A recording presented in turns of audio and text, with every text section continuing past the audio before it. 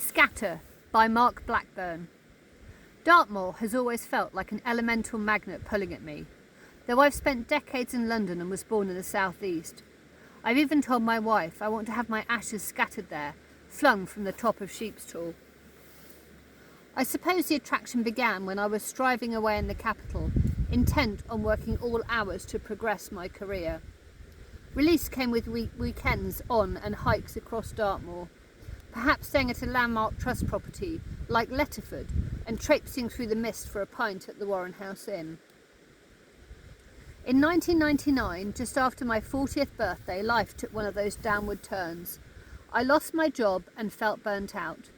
I decided I needed a total reset, and that meant walking the 2 Moors Way on my own.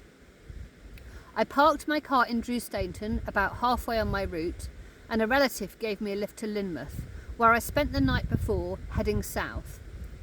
I was pleased with my first morning's progress. I stopped for lunch in Simon's Bath, and some fellow walkers were impressed that this lightweight, who really didn't have all the right kit, had already done 10 miles. Exmoor took a couple of days, as did the beautiful winding single-track lanes between the moors.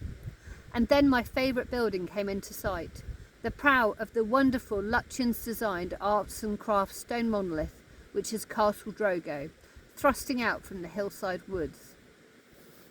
On this occasion, I circumnavigated the castle and continued to my night stop at Bovey Tracy.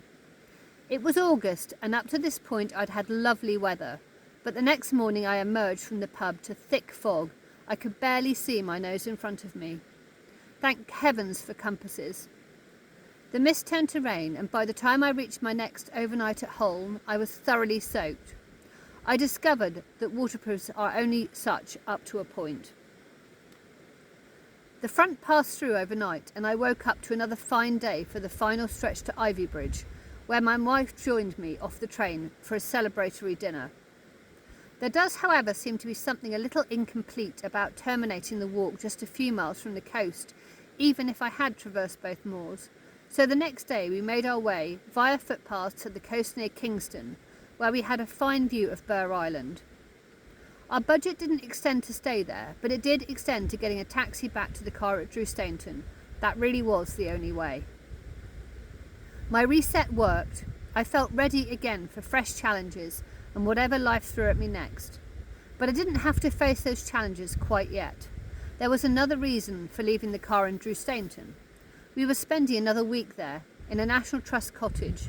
It wasn't just a holiday. The main reason was the impending total eclipse. We had decided to watch it from the vantage point of Sheepstall, with its aspect allowing us to see the eclipse spreading towards us from the west. There was some drama on our approach to the tour. We encountered a Baskervillian bog, and my wife almost lost her welly. I might have felt the pull of the moor, but my wife felt it, pulling her down.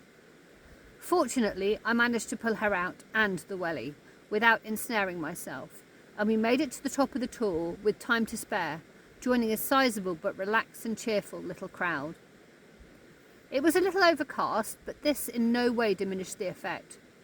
A wave of darkness came sweeping ominously towards us from the west, like a special effect in a Tolkien film dramatisation. And then all the lights of Plymouth self-illuminated in salute. A spontaneous cheer erupted from the huddle around us. The uplifting aura of this extraordinary occurrence seemed to add to the spiritual revival of my walk, and I returned to London feeling like a changed man.